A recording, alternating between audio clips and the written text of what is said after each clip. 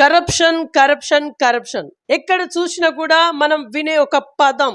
Yes, Karimnagar జిల్లాలో మున్సిపాలిటీలో చాలా రకమైనటువంటి కరప్షన్స్ అయితే జరిగాయి. సో వాటిపైన ఫైట్ చేసినటువంటి మహమ్మద్ అమీర్ గారు మనతోనే ఉన్నారు. ఇక్కడ కాంగ్రెస్ పార్టీ కరీంనగర్ జిల్లా డిస్ట్రిక్ట్ సోషల్ మీడియా కోఆర్డినేటర్ గా వీరు విధులు నిర్వర్తిస్తా ఉన్నారు. సో అమీర్ గారి నోట మరికొన్ని విషయాలు తెలుసుకునే ప్రయత్నం చేద్దాం. నమస్తే సార్, బాగున్నారా? నమస్తే. ఫస్ట్ ఆఫ్ ఆల్ అంత దూరం నుంచి వరంగల్ నుంచి వస్తున్న బీవీఆర్ న్యూస్ ప్రతినిధి గారికి నా తరఫు నుంచి చాలా చాలా ధన్యవాదాలు. వారికి నేను రుణపడి ఉంటాను. ఎందుకంటే జర్నలిజం కోసం ఏదైతే గ్రౌండ్ ఎంక్వైరీ, గ్రౌండ్ రియాలిటీ కోసం వారైతే తాపత్రయతో ఏదైతే వచ్చారో వాళ్ళకి నా హార్ట్లీ వెల్కమ్ కరీంనగర్ తరఫు నుంచి. ఓకే సార్, నేను సూటిగా అడుగుతున్నా, ఇప్పటిదాకా మీరు 14 మందిని సస్పెండ్ చేయించారు అనేది ఒక వాదన కరీంనగర్లో. ఎందుకు సస్పెండ్ చేయించిల్లు? అసలు ఏం జరిగింది? అంటే నాకు కొన్ని ఎథిక్స్ ఉన్నాయి. నాకేంటంటే గవర్నమెంట్ నుంచి ఒక 100 రూపాయలు వస్తే సార్ 80 రూపాయలైనా పని చేయాలని చెప్తాను నేను.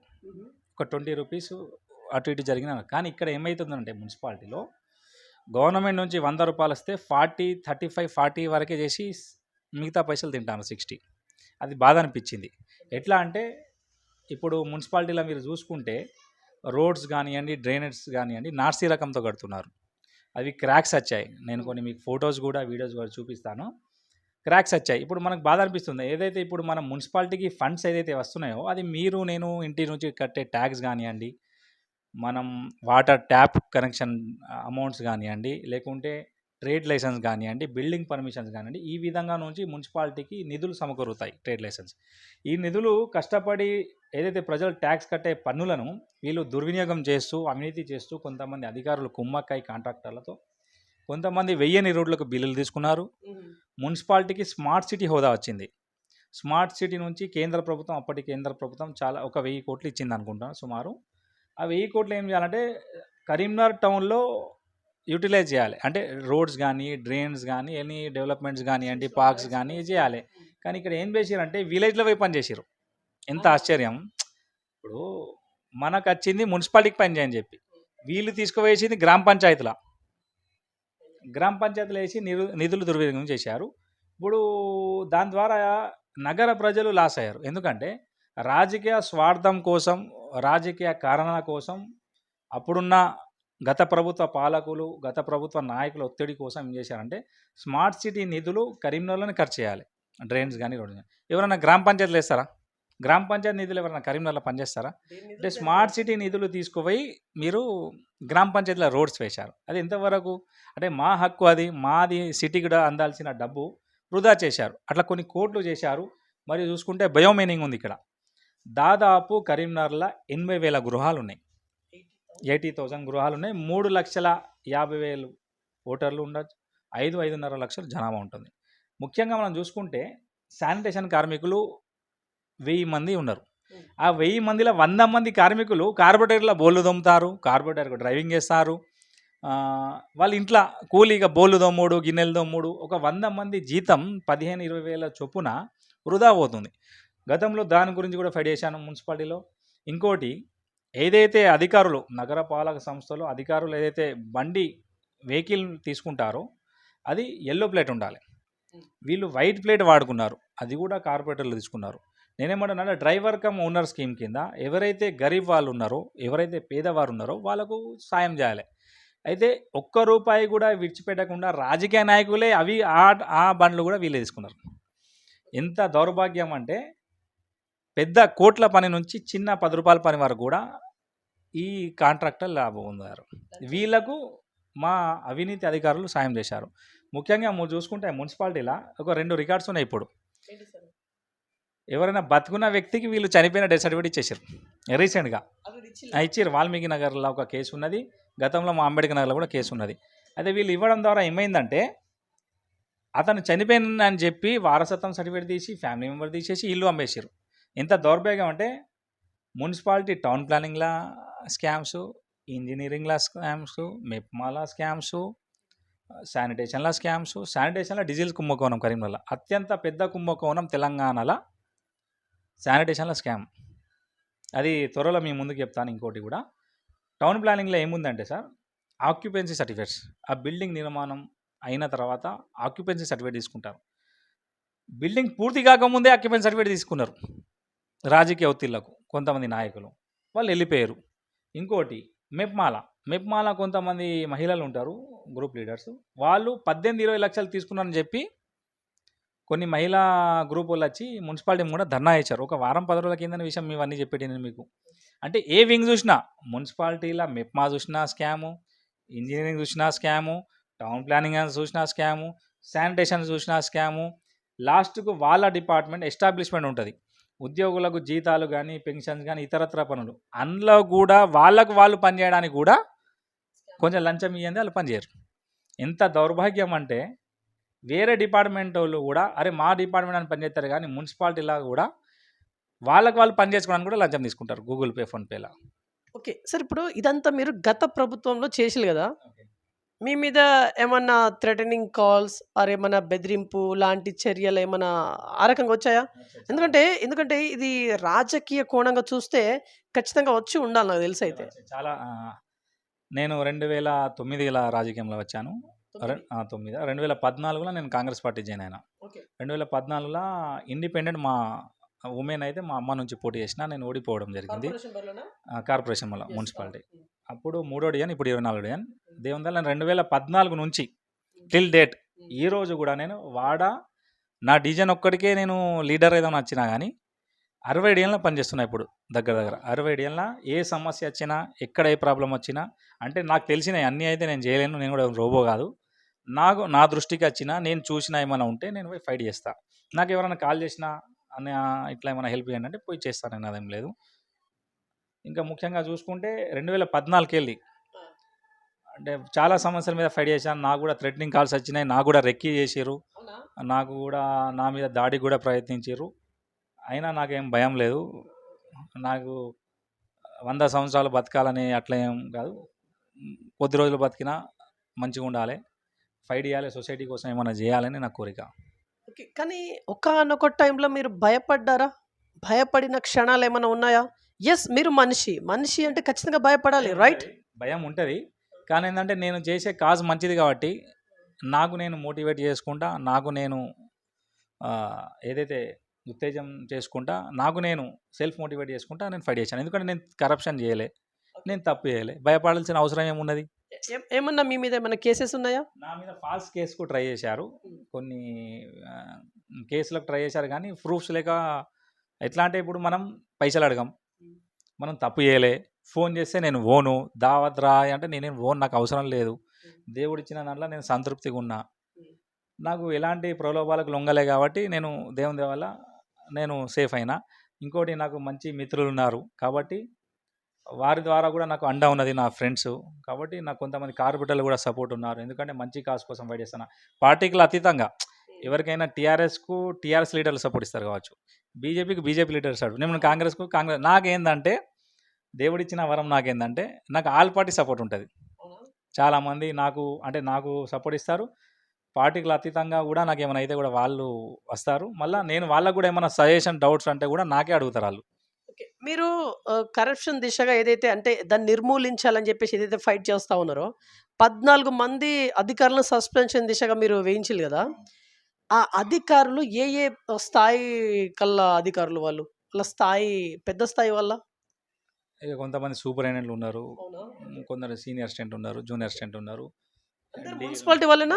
వేరే అదర్ డిపార్ట్మెంట్ కూడా ఉన్నాయి. అంటే నేను ఒక మున్సిపాలిటీ గురించి కాదు, చాలా వేరే డిపార్ట్మెంట్ కూడా పరిగణించడం. ఎందుకంటే మున్సిపాలిటీ ఏంటంటే ఇక నేను కార్పొరేటర్ అభ్యర్థి కాబట్టి నేను రాకపోకలు కొంచెం ఎక్కువ ఉంటాయి కాబట్టి వేరే డిపార్ట్మెంట్స్లో ఆ పనిని బట్టి పోతాను. ఎక్కువ అయితే ఇప్పుడు ఏ పనైనా మున్సిపాలిటీకి లింక్ ఎక్కువ ఉంటుంది కాబట్టి మున్సిపాలిటీ మీద కొంచెం కాన్సన్ట్రేషన్ ఎక్కువ ఉంటుంది అంతే. ఓకే, ఇప్పుడు కరీంనగర్లో సమస్యలు అంటూ ఏమున్నాయి? ఇప్పుడు మీదే ప్రభుత్వం ఉంది, ఎస్, 9 నెలలు వస్తుంది, 9 నెలలు. ఈ 9 నెలల్లో మీ ప్రభుత్వం ఏం చేసింది? ఈ కరీంనగర్ టౌన్ వరకే మనం మాట్లాడదాం, మొత్తం కాదు, ఓన్లీ టౌనే మాట్లాడదాం. ఏం చేసింది అంటే టౌన్కు మాట్లాడితే ముఖ్యంగా గవర్నమెంట్ వచ్చి 9 మంత్స్ అవుతుంది, మనకు 9-10 మంత్స్ అవుతుంది. 10 మంత్స్లో 9 మంత్స్ అయిపోయింది. ఇప్పుడు దాదాపు చూసుకుంటే కొన్ని వేల కుటుంబాల కరీంనగర్లోనే 0 బిల్ వస్తుంది, గృహజ్యోతి. వస్తుంది. బస్సులు ఫ్రీ ఉన్నాయి మీకు తెలుసు ఆల్రెడీ. ఈ 6 పథకాల రుణమాఫీ కూడా మీకు గ్రామ స్థాయిలో ఫస్ట్ 1,00,000, 1,50,000, 2,00,000 తరఫున కూడా అయినాయి. కొన్ని ఇప్పుడు సిస్టంలో కొన్ని లోటుపాట్లు ఉంటాయి మీకు తెలిసిందే అందరూ. మనం ఒక ఇంటికే మనం చూడాలంటే చాలా కష్టం అవుతుంది. కాబట్టి సీఎం గారు రేవంత్ రెడ్డి గారు కూడా చాలా మంచిగా వర్క్ చేస్తున్నారు. 10 మంత్స్ అయింది కాబట్టి ఒక ఎగ్జామ్ రాయడానికి కూడా 1 ఇయర్ అవుతుంది. మనం ఒక పరీక్ష ప్రిపేర్ అయితే 1 ఇయర్ తర్వాత రిజల్ట్ వస్తుంది. మాకు 10 మంత్స్ అయింది. దేవుని దయ వల్ల అన్నీ రేవంత్ రెడ్డి గారు చాలా చక్కగా చేస్తున్నారు. ఇప్పుడు హైడ్రా కూడా చూసిరు, కరీంనగర్లో కూడా కాడ్రా వస్తుంది. ఎందుకంటే ఈ చెరువులు, శిఖం భూములు, పూరంపాకు భూములు, కుంటలు ఇవన్నీ కబ్జా చేస్తేనే ఈరోజు మన విజయవాడ, ఖమ్మంని చూసుకుని ఒక గుణపాఠం నేర్చుకోవాలి. ప్రకృతిని మేము విధ్వంసం చేసినాం కాబట్టి ఈరోజు ప్రకృతి మన మీద కన్నెర చేసింది. ఎందుకంటే నీళ్ళు ఏదో వర్షపు నీళ్లు కానీ, కుంటలు కానీ, చెరువులు కానీ నీళ్ళు మన ఇంటికి రాలే. మనం వాళ్ళ ఇంట్లో వాళ్ళ కుంటల, వాళ్ళ చెరువుల మనం ఆక్రమించుకున్నాం. Open fact. మనం ఏ పార్టీ అయినా కూడా, అది ఏ నాయకుడు చేసినా కూడా, చెరువులు, కుంటలు ఏదైతే గత 10 సంవత్సరాలలో కబ్జాకు గురైనవి చాలా ఉన్నాయి. ఇప్పుడు ఆ చెరువులు, కుంటలు అలాగే ఉంటే ఆ వర్షపు నీరు పడి ఏదైతే అది ఏ విధంగా పోవాలే మీకు తెలుసు, డౌన్ రేట్ ఉంటే అది వర్షం వెళ్ళిపోతుంది. అది కుంటలు, చెరువులు మనం కబ్జా చేసినాం. అంటే మేము కాదు, ఈ నాయకులు, ప్రజలు కొంతమంది కబ్జాలు చేసారు కాబట్టి, ప్రకృతిని విధ్వంసం చేసారు కాబట్టి దాన్ని మూల్యం చెల్లించుకుంటాం. ఓకే. బట్ ఇప్పుడు హైడ్రా గురించి మనం నెక్స్ట్ మాట్లాడదాం. కరీంనగర్ టౌన్ వరకే పెన్షన్స్ ఇవి ప్రాపర్గా అందరికి వస్తూ ఉన్నాయా? పెన్షన్స్ కావచ్చు, ఇంకా ఇతరత్ర చిన్న చిన్నవి ఉంటాయి కదా, ఇవి అందరికీ వర్తిస్తూ ఉన్నాయా? పెన్షన్స్ గురించి తెలుసుకుంటే దాదాపు ఒక 2 ఇయర్స్ 3 ఇయర్స్ నుంచి పెన్షన్ ఇవ్వలే కేసీఆర్ గవర్నమెంట్. 2020లో బై ఎలక్షన్లో maybe by election Huzurabad election అప్పుడు కొన్ని పెన్షన్స్ ఇచ్చారు. దాని తర్వాత అంతగాని పెన్షన్ ఇవ్వలే. ఇంకోటి మైనస్ ఏముందంటే కొంతమంది చిన్న ఫేక్ సర్టిఫికేట్లు తీసుకొని, హ్యాండిక్యాప్ సర్టిఫికేట్ తీసుకొని పెన్షన్ తీసుకుంటున్నారు, ఫేక్ తీసుకుంటున్నారు. కాబట్టి నేనేమంటానంటే దాని మీద పక్కడ్బందీతో విచారణ జరిపి గత ప్రభుత్వంలో కానీ, ఈ ప్రభుత్వంలో మన ప్రభుత్వంలో కానీ ఏమన్నా తప్పులు చేస్తే, ఇక్కడ తప్పేం జరుగుతుందంటే ఇప్పుడున్న 100లో 60-70% జెన్యూన్ వస్తున్నాయి పెన్షన్స్.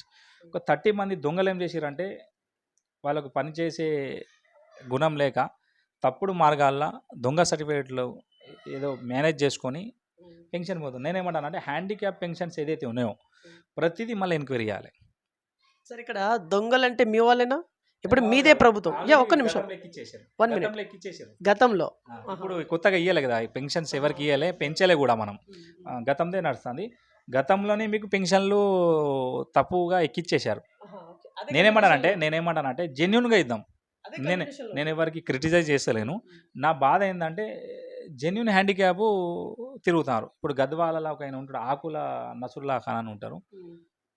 ఆయనే కలెక్టరేట్ చుట్టూ మొత్తం తిరుగుతుండు. ఆన్లైన్లో మనం ఆయన వీడియో చూసి మన టీం, మనది ఎన్జిఓ ప్రజా ప్రయోజనాల పరిరక్షణ సమితి, మా టీం మెంబర్ షాబుద్దీన్ గారు అక్కడ ఆయన అప్లికేషన్లు ఆన్లైన్లో తెప్పించుకొని ఇక్కడ నుంచి కాంటాక్ట్ అయ్యి వాళ్ళ మెయిల్ ద్వారా ఆయనకు గైడ్ చేసుకుంటూ ఆయనకు పెన్షన్ దగ్గర స్టేట్లో ఆయనకు సదరం సర్టిఫికేట్ ఇప్పించి ఆయనకు త్వరలో పెన్షన్ ఇప్పిస్తున్నాం. అంటే ఒక వ్యక్తి బాధపడుతూ మనం టీవీలో కూడా స్పందించి మేము మా వల్ల ఏదైతే తోచిన సాయం మేము చేసినాం. ఆయన అందరి దగ్గర తిరిగిండు, ఎవరితో కాలే. ఇప్పుడు దగ్గరలో ఉన్నాం, మేబీ ఆయన కూడా త్వరలో పెన్షన్ స్టార్ట్ అవుతుంది. ఇంకా భవిష్యత్తులో కూడా మా గవర్నమెంట్ ఏదైతే ఉన్నదో మాట ప్రకారం పెన్షన్లు పెంచుతారు. ఉమెన్స్ కానివ్వండి, వితంతువులకు కానివ్వండి, సింగిల్ ఉమెన్స్ కానివ్వండి, బీడీ ఉమెన్స్ కానివ్వండి, హ్యాండిక్యాప్ కానివ్వండి, అందరికీ న్యాయం జరుగుతుంది. కొంచెం ఏంటంటే గత ప్రభుత్వం చేసిన అప్పులు మీకు తెలిసిందే, వృధా ఖర్చు, ఎక్సైజ్ అమౌంట్ చేసి వీళ్ళు తప్పులు చేశారు కాబట్టి ఇప్పుడు కొంచెం మేనేజ్ చేసుకుంటూ చేయాలి కాబట్టి కొంచెం స్లో అవుతుంది ప్రాసెస్. ఓకే. ఇప్పుడు హైదరాబాద్లో హైడ్రా చాలా వేగవంతంగా నడుస్తూ ఉంది. రోజుకొక సంచలనాలు, ప్రకంపనలు సృష్టిస్తూ ఉంది హైడ్రా. ఇప్పుడు ఇక్కడ కాడ్రా రావాలి, కాడ్రా రాబోతుంది అన్నట్టుగా మీరు చెప్పిళ్ళు కరీంనగర్లో. యాక్చువల్లీ కరీంనగర్ చుట్టూ ప్రాంతాల్లో, కరీంనగర్లో ఎలాంటి కబ్జాలు జరిగాయి? ఏమన్నా మీకు తెలిసినాయి కొన్ని చెప్పండి. ఇప్పుడు కొన్ని చెరువులు ఉన్నాయి, ఉన్నాయా? చాలా చెరువులు ఉన్నాయి. అంటే పేర్లు ఉన్నాయి, పేపర్లు ఉన్నాయి, గ్రౌండ్లో లేవు. ఓపెన్గా ఫ్యాక్ట్ అయితే ఎందుకంటే ఆ ప్లేస్లో ఏమున్నాయి ఇప్పుడు అన్నీ, ఇప్పుడు మీరు అన్నీ చూసుకుంటే ఇప్పుడు కొత్తపల్లి చెరువు ఉన్నది, గార్లకుంట చెరువు ఉన్నాయి, కార్లకుంట ఉన్నది, కొన్ని చెరువులు ఉన్నాయి, గోపాల్పూర్ చెరువు, ఇట్లా కొన్ని చెరువులు ఉన్నాయి. ఆ చెరువులు ఏంటంటే పేపర్లో ఉన్నాయి, పేపర్లో ఇన్ని ఎకరాలు ఉన్నది, గ్రౌండ్లో చూసుకుంటే 1 ఎకరం 2 ఎకరాలు కూడా లేదు. అంటే వీళ్ళు ప్రకృతి విధ్వంసం చేశారు. గత పాలకులు టీఆర్ఎస్‌లో ఏం చేశారంటే, ఏది శిఖం గానీ, పోరంబోక్ గానీ, గవర్నమెంట్ ల్యాండ్ గానీ, వేరే ఇతరుల పట్టా ల్యాండ్ గూడా బెదిరించి భయభ్రాంతులకు గురి చేసి, తిరుడపల్లిలో గూడా కబ్జాలు చేసినాయి. మనం గతంలో కేసులు గూడా చూసినాం. కాబట్టి కాడ్రా అనేది రావాలి. ఎందుకంటే ఓకే. ప్రతి ఒక్కరు ముక్త కంఠంతో ఏం చెప్తారంటే, ఈ ప్రకృతి విధ్వంసం మనం విజయవాడ, ఖమ్మంలో మనం జరిగింది జూశాం. విజయవాడ ఎంత మొత్తం పెరిగింది. విజయవాడ అనేది మునిగిపోయింది. మీకు మునిగిపోయింది. తెలుసు. ఎంత దుర్భర పరిస్థితుల్లో వాళ్ళు ఎంత బతుకుతున్నారో మనకు తెలుసు. అంటే అసొంటియి మనం ఒకళ్ళ నుంచి నేర్చుకోవాలి మనం. అంటే మంచి నేర్చుకోవాలి, చెడు కూడా నేర్చుకోవాలి. హ్మ్. అందులో భాగంగా ఇప్పుడు విజయవాడను చూసి మన ప్రకృతి ఏదైతే కన్నెర్ర చూసిందో మనం నేర్చుకోవాలి. రేపు భవిష్యత్తులో ఇన్ని చెరువులని మేము అంటే ఈ పాలకులు అంటే కబ్జా సార్ చేసిర్రు. అంటే సార్ ఇక్కడ కూడా ఇప్పుడు విజయవాడ తరహానే కరీంనగర్‌లో కూడా వాటర్ అనేది ఎక్కువగా వస్తా ఉందా? వస్తది. కరీంనగర్‌లో వాటర్ కొన్ని ఎక్కువగా ఉందా? లోతట్టు ప్రాంతాలున్నాయి. అంటే మేజర్ ప్రాంతాలు కాకుండా 60 డిఎన్‌లలో ఒక 20 డిఎన్‌లు లోతట్టు ప్రాంతాలున్నాయి. ఉందా వాటర్? వాటరు 20 డిఎన్‌ల వర్షం పడినప్పుడు చాలా వస్తుంది. వస్తుందా? వస్తుంది, మునుగుతుంది. హ్మ్. మళ్ళా క్లియర్ అయితుంది. కానీ ఏదైతే ఇప్పుడు విజయవాడలో జరిగిందో, అవును. అది ఇంకా అసొంటి ఇంకా పోవట్లేదు. ఎక్కువ వచ్చిందనుకోండి, హ్మ్. మంచి మంచి ప్రాంతాలు కూడా మునగవచ్చు కదా! కొనుగోలు. కాబట్టి నేనేమంటానంటే, ఈ చెరువులు, కుంటలు, నాలాలు, ప్రభుత్వ భూములు, శిఖం భూములు ఏదైతే భూములున్నాయో కబ్జా చేసిన వాళ్ళు ఖచ్చితంగా అది ఏ పార్టీ అయినా గానియండి, పార్టీలకు అతీతంగా ఏ పార్టీ నాయకులు కబ్జా చేసినా, ఎవరు కబ్జా చేసినా, అది ఎవరు కబ్జా చేసినా కూల్చేయాలి. ఎలాంటి బేషరతు, ఎలాంటి ఆటంకం లేకుండా కూల్చేయాలి. వాళ్ళ మీద దయా, దాక్షిణ్యం ఎలాంటి చూపించొద్దు. ఎందుకంటే వాళ్ళు ప్రకృతిని విధ్వంసం చేశారు. కాబట్టి ఈరోజు ప్రకృతి మన మీద కన్నెర చేసింది కాబట్టి నేనేమంటానంటే చెరువుల, కుంటలను కాపాడి రాబోయే తరాలకు మనం అందించాలని చెప్పుకుంటున్నాను. ఓకే. సార్ ఇక్కడ ఇప్పుడు మీరు ముస్లిం కమ్యూనిటీ చెందినటువంటి ఒక వ్యక్తి. రైట్? ఇప్పుడు మీ ముస్లింలలో ఇప్పుడు ఒక గందరగోళం. వక్ఫ్ బోర్డ్ చట్ట సవరణ జరగొద్దని కొంతమంది, జరగాలని చెప్పేసి కొంతమంది, జరిగితే ఇది జరుగుతుంది, అది అని చెప్పేసి నష్టాలు, జరగకపోతే ఇది అని చెప్పేసి అంటే 2 వర్గాలుగా డివైడ్ అయి ఉన్నారు మీరు. ఈ కన్‌ఫ్యూజన్ నడుమ మీ వాదన ఏంటిది? అంటే వక్ఫ్ బోర్డ్ అమెండ్మెంట్ యాక్ట్ ఏదైతే కేంద్ర ప్రభుత్వం, బీజేపీ ప్రభుత్వం తీసుకొచ్చింది, అది ఆదరాబాదరాగా తీసుకొస్తే నాకు తెలిసినందుకు అది చట్టసభల్లో కొంచెం మళ్ళా దాని మీద సవరణ చేయాలని చెప్పి, మళ్ళా దాని మీద ఎలాంటి అభ్యంతరాలు ఏమైనా ఉంటే తీసుకుందామని చెప్పి మళ్ళా వెనక్కి పోయింది. కాబట్టి నేనేమంటానా అంటే కేంద్ర ప్రభుత్వం కూడా అది ఫస్ట్‌కెళ్ళి ఇండిపెండెంట్ బాడీ వక్ఫ్ బోర్డ్ అనేది. ఇప్పుడు మన దేవాదాయ శాఖకు ఎట్లయితే భూములు ఉంటాయి, క్రిస్టియన్ కమ్యూనిటీస్‌కి ఎట్లా భూములు అయితే ఉంటాయో అట్లనే వక్ఫ్ బోర్డ్ కూడా ఉన్నాయి. అంటే వక్ఫ్ బోర్డ్ అంటే అనేది దేవునికి సమర్పిస్తారు కొంతమంది. కొంతమంది అంటే ప్రేమతో నేను దేవునికి రాసిస్తున్నా అని చెప్పి అల్లాకు వాళ్ళు రాసిచ్చేస్తారు. అంటే దాన్ని వక్ఫ్ ల్యాండ్ అంటారు. వక్ఫ్ ల్యాండ్ కూడా అందరూ బీజేపీ ఐటీసీలు కానివ్వండి, ఐటీసీలు కానివ్వండి, ఏఐటీసీలు కానివ్వండి, వక్ఫ్ బోర్డ్ భూములు బాగున్నాయి. వక్ఫ్ బోర్డ్ భూములు బాగున్నాయి.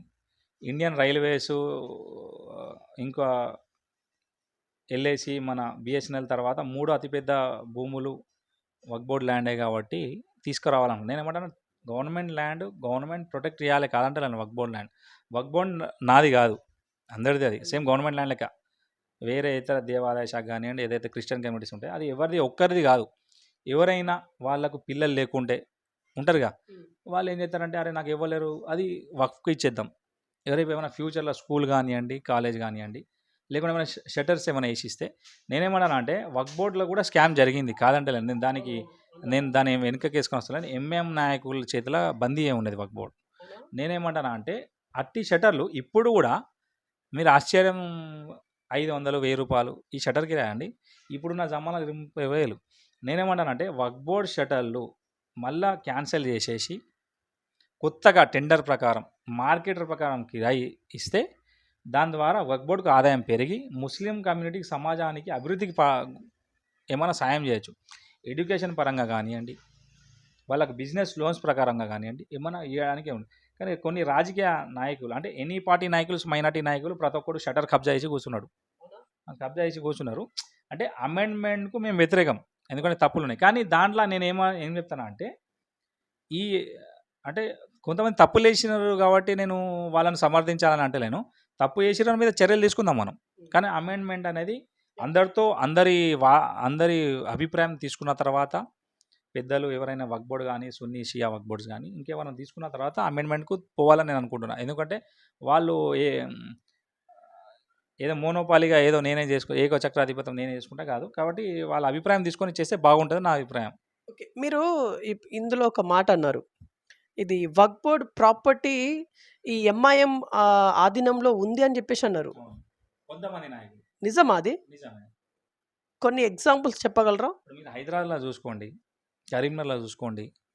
ఆ షట్టర్ రెంట్స్ ఆహ్, గత ప్రభుత్వంలో ఒక కార్పొరేటర్ 25,00,000 వక్ఫ్ బోర్డ్ కిరాయి ఎయ్యాలె. 25,00,000 25,00,000 ఒక్కయిందే. నేను వేరే ఎవరిది చెప్తలేను. 25,00,000 దేనంటారు? 25,00,000 కిరాయి ఇయ్యాలె. చాలా పెద్ద అమౌంట్. కాబట్టి ఇట్లా చాలా మందున్నారు. అంటే ప్రతి ఒక్కడు అచ్చుడు వక్ఫ్ బోర్డ్‌ని ముంచుడు. ఇప్పుడు ఆయన ఇవ్వలేదా? ఇయ్యలే. చాలా మంది ఉన్నారు అట్లా.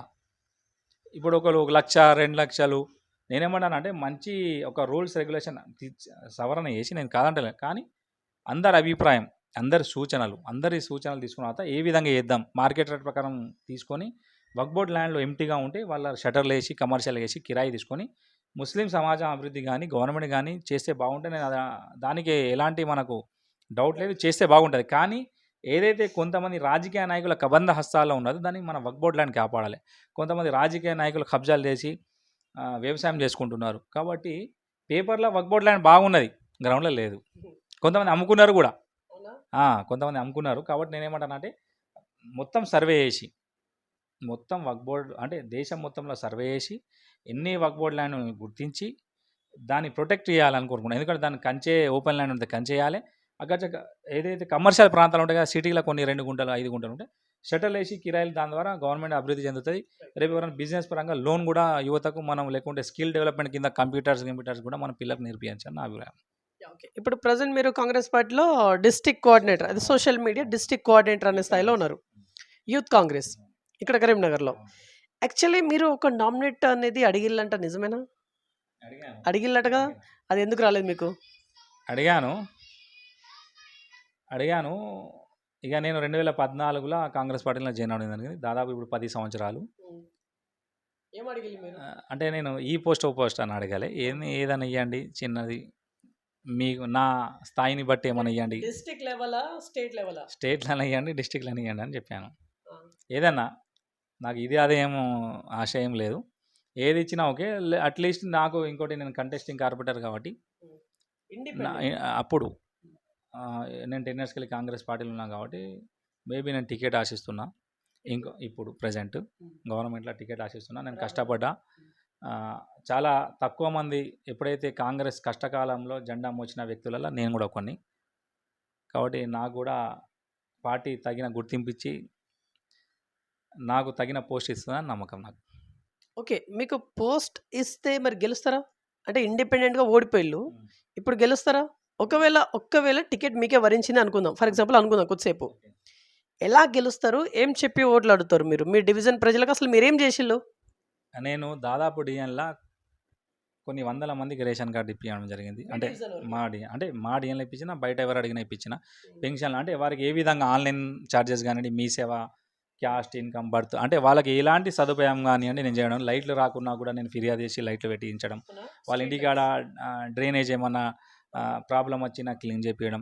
అంటే నేను నా వల్ల ఎంతైతే అయిందో నా ప్రకారం నేను అంత తోచిన సాయం చేస్తా.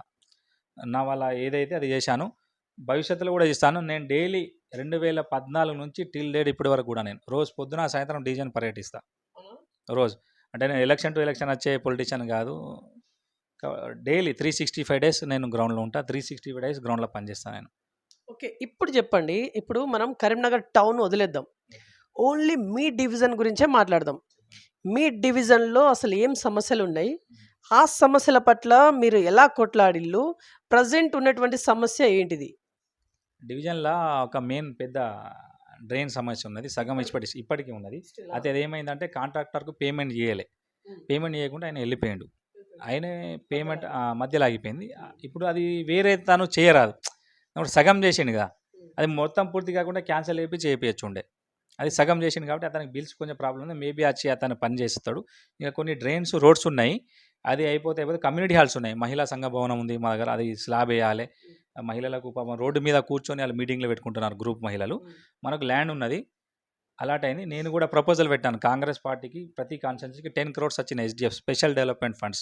అందులో నేను 21,50,000 ప్రపోజల్ పెట్టాను మహిళా సంఘం కోసం. పిల్లలు స్లాబు గోడలు అంటే అన్నీ అనుకున్నట్టు జరిగితే ఒక 1-2 మంత్స్‌లో మేబీ ప్రొసీడింగ్ ఏ అయిపోతది. వర్క్ కూడా స్టార్ట్ చేస్తాం. ఓకే. ఇప్పుడు ప్రెజెంట్ ఉన్న మీ కార్పొరేటర్ గారు ఎలాంటి డెవలప్‌మెంట్ చేస్తా ఉన్నారు? మీ డివిజన్ గురించి ఏమైనా మాట్లాడదాం. డివిజన్ కార్పొరేటర్ గురించి ఏం మాట్లాడతాం మనం, ఆయన గురించి ఏమున్నదని మాట్లాడడానికి. మీరు డివిజన్‌లో ఉన్నారు. మీ డివిజన్ కార్పొరేటరే. టీఆర్ఎస్ కార్పొరేటర్ ఆయనే. ఎవరైతే ఏంది సార్. సో, ఇప్పుడు మీ డివిజన్ కార్పొరేటర్ ఆయనే. అవును. పార్టీలకు అతీతంగా చూడాలి. అవును. మీ డివిజన్ కార్పొరేటర్. ఆయన చేసిన డెవలప్‌మెంట్ ఏంటో చెప్పండి. ఎందుకంటే మీరు ఇదే డివిజన్‌కి కదా నిలబడాలని చూస్తున్నారు. అవును. యెస్ చెప్పండి. మన డివిజన్‌లో ఇప్పుడు చాలా ప్రాబ్లమ్స్ ఉన్నాయి చూసుకుంటే. ఎందుకంటే డ్రైన్స్, రోడ్స్ కొన్ని ప్రాబ్లమ్స్ ఉన్నాయి. ఇంకా మనం గత ప్రభుత్వంలో చూసుకుంటే మేము వచ్చి 10 మంత్స్ అయింది. గత ప్రభుత్వంలో పెన్షన్స్ కూడా రాలే మహిళలకు వాడాల. రేషన్ కార్డ్స్ కూడా రాలే. ఇప్పుడు మన గవర్నమెంట్ వచ్చినాక రేషన్ కార్డుల యాడింగ్ నేమ్ కోసం సైట్ ఓపెన్ అయింది. కొత్త రేషన్ కార్డులకి ఇస్తాం. వచ్చే నెల ఇప్పుడు ఈ 17 నుంచి సెకండ్ ప్రజాపాలన స్టార్ట్ ఉంది. అందులో హెల్త్ కార్డ్స్ కూడా, రేషన్ కార్డ్స్ కూడా, పెన్షన్స్ కూడా, కొత్త రేషన్ కార్డులు ఇవన్నీ కొన్ని స్కీమ్స్ వస్తున్నాయి. రేవంత్ రెడ్డి గారు సూచనల మేరకు ఈ 17 నుంచి మళ్ళీ ఒక 10-15 రోజులు మళ్ళీ ప్రజాపాలన చేస్తారు. కాబట్టి ఖచ్చితంగా ఎవరైతే దరఖాస్తుదారులు ఇస్తే జీరో కరెంట్ బిల్ కానివ్వండి, గృహజ్యోతి కానివ్వండి, ఈ గ్యాస్ కానివ్వండి, సబ్సిడీ కానివ్వండి, ఇవన్నీ అవుతాయి. నాకు తెలిసినంత వరకు ఇప్పుడు గవర్నమెంట్ నెక్స్ట్ ఇప్పుడు స్థానిక సంస్థల ఇప్పుడు మున్సిపాలిటీలో మా గవర్నమెంట్ అంటే మా పార్టీ లేదు. మాకు ఇప్పుడు కాంగ్రెస్ పార్టీ నుంచి గెలిచింది 2020లో ఒక్క కార్పొరేటర్ కూడా గెలవాలి. కానీ గవర్నమెంట్ వచ్చినాక 14 మంది కార్పొరేటర్లు మన పార్టీలో రావడం జరిగింది. వచ్చారు. అంటే గెలిచింది కాదు, గవర్నమెంట్ వచ్చినాక రావడం జరిగింది. కాబట్టి 2025 జనవరి 29 వరకు వాళ్ళ పాలన అయిపోతుంది. ఈ నెక్స్ట్ కాంగ్రెస్ నా అభిప్రాయం ప్రకారం అయితే రూలింగ్ గవర్నమెంట్ ఏదైతే ఉన్నదో వాళ్ళ మేర కూర్చుంటారు. కాబట్టి ఏదైతే నెక్స్ట్ గవర్నమెంట్ ఇప్పుడు మన గవర్నమెంట్లో ఏదైతే కాంగ్రెస్ మున్సిపల్ కార్పొరేషన్ మీద జెండా ఎగరవేసి మేయర్ మేము గెలుచుకుంటామని ఆశాభావం వ్యక్తం చేస్తున్నాం. దాని ఓకే. ద్వారా ఫండ్స్ కూడా వచ్చి ఎవరి డిజైన్లో వాళ్ళు డెవలప్మెంట్ చేసుకుంటారు అనుకుంటాం. Okay. So, last and finally interview ముగించే ముందు కరీంనగర్ జిల్లా వాసులకి ఇప్పుడు ఈ ఇంటర్వ్యూ సందర్భంగా ఏం మెసేజ్ ఇవ్వదలుచుకున్నారు మీరు? మీరిచ్చే మెసేజ్ ఏంటిది యాక్చువల్లీ? మెసేజ్ ఏమున్నది చెప్పడానికంటే యువత రాజకీయంలో రావాలండి. ఎందుకంటే చాలామంది ఎనీ పార్టీ మీకు లెఫ్టిజం కానివ్వండి, మీరు రైటిజం కానివ్వండి, రైట్ వింగ్ కానివ్వండి, యువత రాజకీయంలో రాలే. అంటే ఇవాళ రేపు ఎట్లుందంటే నేను ఒక మెసేజ్ ఇవ్వాలని కూడా మీరు మంచి క్వశ్చన్ వేసారు. చాలా మంచి అనిపించి ఏమంటారా అంటే అందరూ బీటెక్లు వేసి ఇంజనీర్లు అవుతారు, లేకుంటే డాక్టర్ చదివి డాక్టర్లు అవుతారు. అయితే ఇంజనీర్లు, డాక్టర్లు కొంతమంది దేశం విడిచిపెట్టి వెళ్ళిపోతారు, బయటకు పోయి చదువుకొని అబ్రాడ్ వెళ్ళిపోతారు. మీరు గతంలో చూసుకుంటే 2014 నుంచి టిల్ డేట్ వరకు సెంట్రల్ డాటా ప్రకారం కొన్ని లక్షల మంది ఇండియన్ సిటిజన్ ఇచ్చిపెట్టేసి యూఎస్కు, యూకేకు వెళ్ళిపోతున్నారు. ఇండియా సేఫెస్ట్ కంట్రీ కాదని అక్కడ సెటిల్ అయ్యి మంచిగా ఇక్కడ పుట్టి పెరిగి వెళ్ళిపోతారు. ఈరోజు మన దేశంలో కొన్ని సమస్యలు ఉన్నాయి, మీకు తెలుసు. పేదరికం ఉన్నది, హెల్త్ కానీ ఎడ్యుకేషన్ కానీ చాలా వీక్గా ఉన్నాం మనం చూసుకుంటే హెల్త్లా ఈరోజు విష జ్వరాలు వస్తున్నాయి, మనకు అందరికి తెలిసిందే. హాస్పిటల్స్ కొన్ని లక్షలు కోట్లు వసూలు చేస్తున్నాయి ఒక్కొక్కరి దగ్గర. ఒక హాస్పిటల్కి పోతే ₹1,00,000 ఖతం. అట్లా అంటే ఏ గవర్నమెంట్ వచ్చినా ఈ వ్యవస్థ మారతలేదు, బాధ అనిపిస్తుంది నాకు. కాబట్టి యూత్ రాజకీయంలో రావడం ద్వారా ఏమైందంటే వాళ్ళకు ఒక ప్రశ్నించే గలం బాగుంటుంది. ఈ ముసలి ముతగా నాయకులు రాజకీయాలను భ్రష్టు పట్టించారు. యూత్ కూడా ఏదైతే ఇంజనీరింగ్ బీటెక్ చేసుడు, మెడిసిన్ చేసుడు, ఐఏఎస్ ఐపీఎస్ చదివినట్టే కొంతమందికి ఏదైతే సేవ చేయాలని తపన ఉన్న వాళ్ళు రాజకీయంలో రావాలని కోరుకుంటున్నాను. ఎందుకంటే ఎవరో వచ్చి చేస్తారని మనం ఆలోచించుకోదు. మనం ముందుకు వచ్చి నేనేం చేయగలను, నా దేశానికి, నా వాడకు, నా జిల్లాకు, నా రాష్ట్రానికి నేను ఏమైనా సేవ చేయగలను అంటే మన పరిధిలో. అంటే నేను ఒక డిఎన్ చూసుకోగలను, లేకుంటే ఒక నగరం చూసుకోగలను, ఒక నియోజకవర్గం చూసుకోవాలని చెప్పి పనిచేయాలని కోరుకుంటాను. అయితే ముఖ్యంగా అదే నేను యువతకు అదే అంటున్నా, మీరు ఖచ్చితంగా పాలిటిక్స్లో రావాలని కోరుకుంటున్నాను. ఇక్కడ one more question sir. Actually ఇప్పుడు యంగ్స్టర్స్ పాలిటిక్స్లోకి అడుగు పెట్టాలని చెప్పేసి మీరు అంటున్నారు. కాకపోతే ఇక్కడ ప్రజెంట్ ఏం నడుస్తూ ఉంది సార్? డబ్బు రాజకీయం నడుస్తుందా లేదా? మీరే చెప్పండి. ఎస్ అంటే ఇక్కడ పేదవాడు రాజకీయాల్లోకి రావాలనుకున్నా కూడా రాలేని పరిస్థితి. అతని దగ్గర టాలెంట్ ఉండొచ్చు, మాట్లాడే స్పీచ్ నేపథ్యం అవన్నీ ఉండొచ్చు, ఓకే. కాకపోతే డబ్బు లేదు. మరి డబ్బు ఉన్న వాళ్ళ దగ్గర అది లేదు, స్పీచ్ టాలెంట్ లేదు. అంటే ఇక్కడ డబ్బు అనేది గెలుస్తుంది. మరి మీరేమో యువతని రావాలంటున్నారు. ఇక్కడ డబ్బు మాత్రమే నైతికంగా గెలుస్తుంది, అది మీకు కూడా తెలుసు. దీనికి ఏం చెప్తారు? అంటే నేను ఒక విషయం చెప్తా. ఇప్పుడు 119 కాన్స్టిట్యున్సీలు ఉన్నాయి మన అవును తెలంగాణ. తెలంగాణ 17 పార్లమెంట్స్ ఉన్నాయి. అవును కొంతమంది కోటీశ్వరులు, వేల కోటీశ్వరులు కూడా ఓడిపోయారు. ఓడిపోయింది మీరు చూడండి. కొంతమంది middle class, upper middle class వాళ్ళు కూడా రాజకీయంలో వచ్చి రానిచ్చి గెలిచారు. అంటే ఈ పార్టీ ఆ పార్టీ అని అంటలేను. అంటే డబ్బు అనేది ఇంపార్టెంటే కాదంటలేను, కానీ కంపల్సరీ కాదు. అంటే రాణిస్తలేరు కదా. రాణిస్తలేరు అంటే ఏ ఏ మీకు ఏ ఫీల్డ్లో రాణిస్తారు చెప్పండి? సినిమా ఫీల్డ్లో రాణిస్తారా? అవును రాజకీయంలో రాణిస్తారా? బిజినెస్లో రాణిస్తారా? ఒక హోటల్ నడుస్తుంది, ఇంకా పక్క హోటల్లో పెడితే మీకు రాణిస్తారా? నీళ్ళ దుక్కు కొనిస్తారా? వేరే ఒక పాన్ షాప్ ఉంటే వేరే పక్కకు పాన్ షాపు పెట్టగలరా మీరు? అంటే ప్రతి ఫీల్డ్లో కాంపిటీషన్ ఉంది మీకు, ఒక్క ఫీల్డ్ అని కాదు. ఒక పాలిటిక్స్లో మీరు కాంపిటీషన్ ఎట్లా అంటారు రాణిస్తారని? మీరు బిజినెస్ ఏది చేసినా, ఐటీ కంపెనీ స్టార్ట్ చేసినా వేరే ఐటీ కంపెనీస్ ఉంటాయి. ఉంటాయా? ఉండయా? హాస్పిటల్లో పెట్టినా ఇంకో హాస్పిటల్ ఉంటుంది మీకు. కాబట్టి ప్రతి ఫీల్డ్లో మీకు కాంపిటీషన్ ఉంటుంది. కాంపిటీషన్ లేదంటే ఇంట్లో కూర్చోవాలి ఇక. అంటే కాబట్టి ఒడిదుడుకులు ఉంటాయి కాబట్టి మీరు ఫైట్ చేయాలి. మీకు మీరు ప్రూవ్ చేసుకోవాలి. ఫస్ట్ మీరు ఐడెంటిఫికేషన్ స్కిల్స్, ఏదైతే ప్రాబ్లమ్ ఐడెంటిఫికేషన్ స్కిల్స్ ఎక్కడెక్కడ ఉన్నాయో మనం తెలుసుకొని దాని మీద ఫైట్ చేస్తుంటే మీరు ఆటోమేటిక్గా లీడర్గా గెయిన్ అవుతుంటారు. ఎవరు చెప్పాల్సిన అవసరం లేదు. మీరు సమస్య ఎక్కడ ఉంటే అక్కడ వెళ్ళిపోండి. అంతే అదే మీరు లీడర్షిప్ ముందుకు పోతుంది. మీరు అది అన్నారు, పైసలు ఇంపార్టెంట్ కాదంటలేను. పైసలు కావాలి, పాంప్లెట్ కావాలి, చాయలు బిస్కెట్లు అయితే ఇతరత్ర ఖర్చుల ప్రచారం అయితే కాదంటలేను. కానీ పైసలే రాజకీయం మొత్తం నడుస్తాయంటే తప్పు అంటాను నేను మీకు. ప్రెసెంట్ అదే నడుస్తుంది కదా. నడుస్తుంది కానీ నేను ఏమంటానంటే ఎంతమంది కాలే. ఇప్పుడు మీరు ఒరిస్సాలో చూసుకోండి, జార్ఖండ్లో చూసుకోండి, మన దగ్గర కొంత మిడిల్ క్లాస్ వాళ్ళు, గరీబ్ వాళ్ళు కూడా అయ్యారు కదా. అట్లా అది అది ఒక్క నిమిషం ఎంపీ చూసుకోండి, యా ఒక్క నిమిషం ఓకే. చామల కిరణ్ రెడ్డి అన్న కిరణ్ రెడ్డి గారు గెలిచారు yeah middle okay. Middle class Chamala Kiran Reddy గారు గెలిచారు అంటున్నారు. కాకపోతే కాంగ్రెస్ పార్టీ ఒక గాలిలో గెలిచారనేది ఇంకొక టాక్ వస్తా ఉంది. ఏదో ఒక పార్టీ అప్పుడు ఇప్పుడు టీఆర్ఎస్ ఉన్నప్పుడు టీఆర్ఎస్ గాలి ఉంటుంది, కాంగ్రెస్ అన్నప్పుడు కాంగ్రెస్ గాలి ఉంటుంది, సెంట్రల్లో బీజేపీ గాలి ఉంటుంది. ఎంత గాలి ఉన్నా మీకు క్యాండిడేట్ కూడా అవసరం. అవును మరి. ఇప్పుడు కబ్జా గోర్ని తీసుకొచ్చి గెలిపియండి, గెలిపిస్తారా? గెలిపారు. పార్టీ గాలి at the same time candidate కూడా చూసేస్తారు. క్యాండిడేట్ చూడకుంటే ఇట్లా పార్టీ ఎవరినంటే వాళ్ళని నిలిచోబెట్టిందని కాదుగా.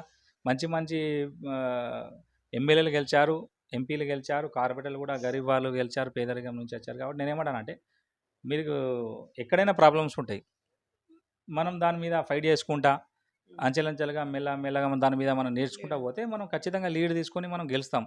సమస్య లేనిది ఉండదు ఇక రాజకీయంలో. ప్రతి ఒక్కటి సమస్యనే. ఆల్ పార్టీకెళ్ళి ఒత్తిడి ఉంటుంది, ప్రజల నుంచి కూడా మా హోప్స్ బాగుంటాయి మన మీద, రాజకీయ నాయకుల మీద. మా అన్న అది చేస్తాడు, ఇది చేస్తాడు అని చెప్పి ఖచ్చితంగా చేయాలి. ఎందుకంటే ప్రజలు నమ్మి మనం గెలిపించినప్పుడు మనం ఖచ్చితంగా వాళ్ళ నమ్మకాన్ని మనం వమ్ము చేయకుండా గెలిపించాల్సిన, వాళ్ళ ప్రజలకు హెల్ప్ చేయాల్సిన బాధ్యత మనది. రైట్. సో ఇది ఇవాల్టి ఇన్ఫర్మేషన్. చూస్తుండండి BVR TV news. Until then బాబాయ్, టేక్ కేర్.